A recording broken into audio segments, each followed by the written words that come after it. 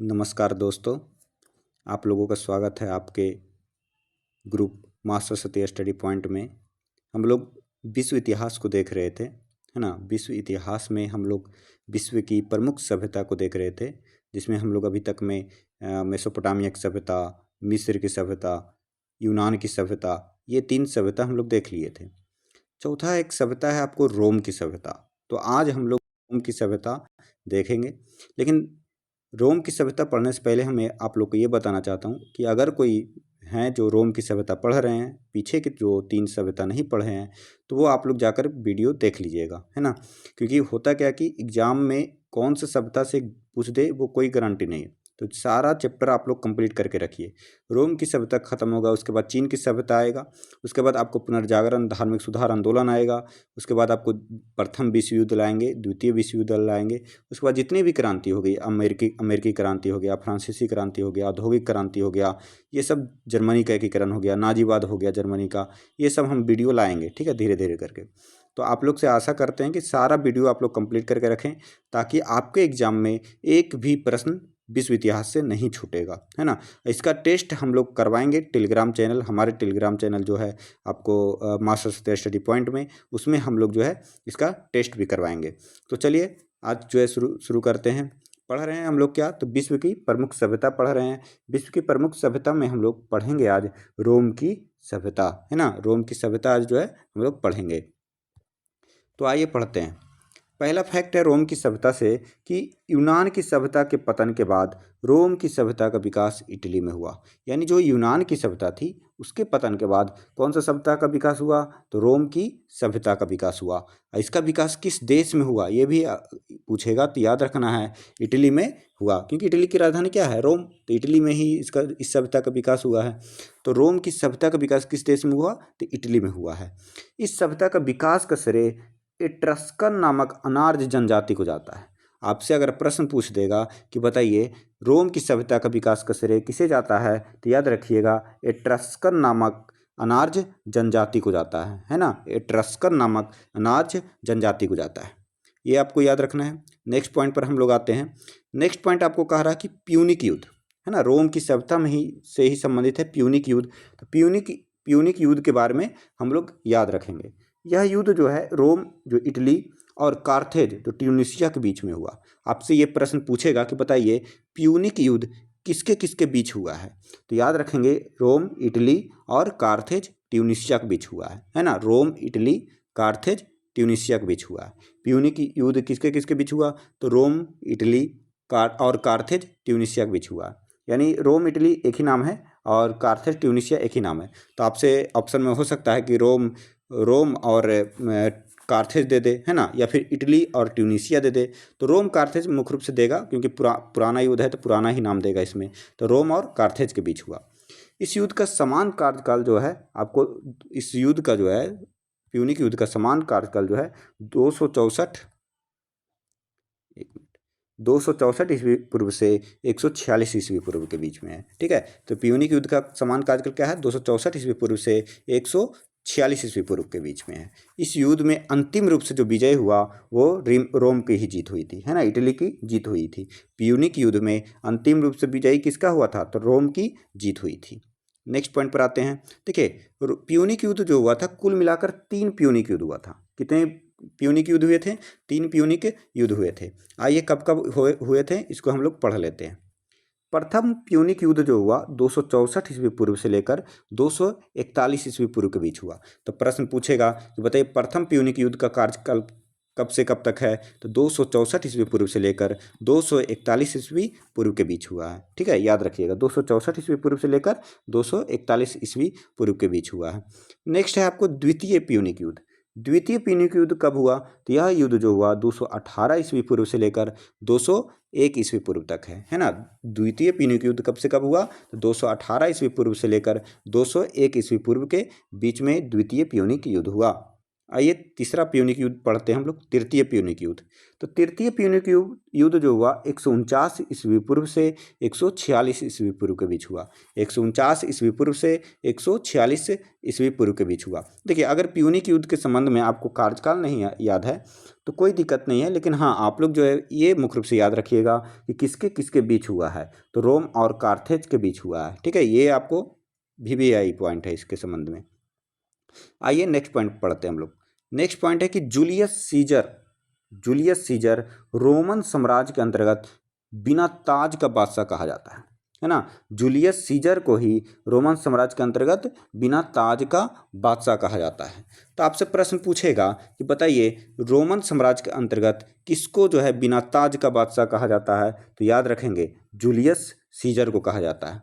Roman साम्राज्य के अंतर्गत बिना ताज का बादशाह किसे कहा जाता है। तो जूलियस सीजर को कहा जाता है। ये आपको याद रखना है। नेक्स्ट पॉइंट पर आते हैं हम लोग। नेक्स्ट पॉइंट कह रहा कि रोमन साम्राज्य का प्रथम महान शासक कौन हुआ। तो अगस्टस को माना जाता है। रोमन साम्राज्य का प्रथम महान शासक किसको माना जाता है। तो याद रखेंगे अगस्टस को, है ना। रोमन साम्राज्य का प्रथम महान शासक किसे माना जाता है।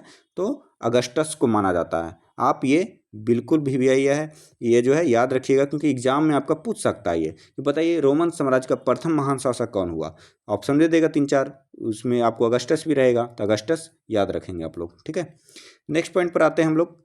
नेक्स्ट पॉइंट है आपका कि अगस्टस के कार्यकाल को रोमन साम्राज्य में स्वर्ण काल की संज्ञा दी जाती है। पूछ देगा रोमन साम्राज्य में किस शासक के कार्यकाल को स्वर्ण काल की संज्ञा दी जाती है। तो याद रखिएगा अगस्टस के कार्यकाल को, है ना। रोमन साम्राज्य में किस किस सम्राट के जो है कार्यकाल को स्वर्ण काल की संज्ञा दी जाती है। तो अगस्टस के कार्यकाल को, ये आपको याद रखना है।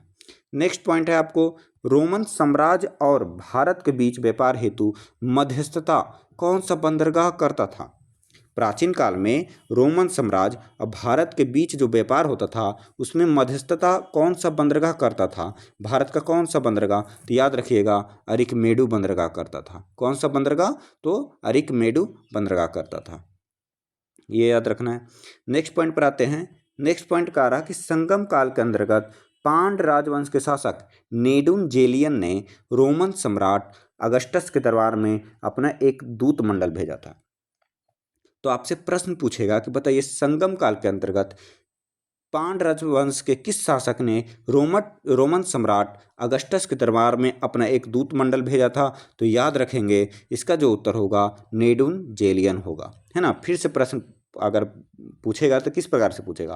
प्रश्न पूछेगा कि संगम काल के अंतर्गत पांड राजवंश के किस शासक ने रोमन सम्राट अगस्टस के दरबार में अपने एक दूत मंडल भेजा था। तो याद रखिएगा नेडुन जेलियन, है ना। नेडुन जेलियन का संबंध किस वंश से है। तो पांड राजवंश से है। आपको ये याद रखना है। यह जो है रोमन सम्राट अगस्टस के दरबार में अपना एक दूत मंडल भेजा था। नेक्स्ट पॉइंट पर आते हैं। नेक्स्ट पॉइंट कह रहा कि आधुनिक ढंग से अस्पताल का निर्माण सर्वप्रथम किस सभ्यता में की गई थी। जो हम लोग अभी जितना भी अस्पताल को देखते हैं, हॉस्पिटल को देखते हैं आधुनिक ढंग से, इसका निर्माण सर्वप्रथम किस सभ्यता में की गई थी। तो याद रखना है यही रोम की सभ्यता में, है ना। आधुनिक ढंग से अस्पताल का निर्माण किस सभ्यता में की गई थी। तो रोम की सभ्यता में की गई थी, है ना। आधुनिक ढंग से अस्पताल का निर्माण पूछ देगा सर्वप्रथम किस सभ्यता में की गई थी। ऑप्शन दे देगा मिस्र की सभ्यता, ऑप्शन दे देगा मेसोपोटामिया की सभ्यता, ऑप्शन में आपको दे देगा यूनान की सभ्यता, ऑप्शन दे देगा आपको रोम की सभ्यता। तो याद रखेंगे कि आधुनिक ढंग से अस्पताल का निर्माण रोम की सभ्यता में की गई थी। ठीक है, नेक्स्ट पॉइंट पर आते हैं। नेक्स्ट पॉइंट कह रहा कि ईसाई धर्म के प्रचार प्रसार में रोमन साम्राज्य का सबसे ज़्यादा प्रभाव रहा है। तो प्रश्न पूछेगा कि बताइए ईसाई धर्म के प्रचार प्रसार में किस साम्राज्य का सबसे ज़्यादा प्रभाव रहा है। तो याद रखेंगे हम लोग रोमन साम्राज्य का, है ना। किस साम्राज्य का जो है सबसे ज़्यादा प्रभाव रहा है। तो रोमन साम्राज्य का हो जाएगा। नेक्स्ट पॉइंट पर आते हैं हम लोग। नेक्स्ट पॉइंट कहता है कि रोम के साम्राज्य के लोगों की राष्ट्रभाषा क्या थी। तो रोम के साम्राज्य के लोगों की राष्ट्रभाषा लैटिन थी, है ना। रोम के साम्राज्य के लोगों की राष्ट्रभाषा क्या थी।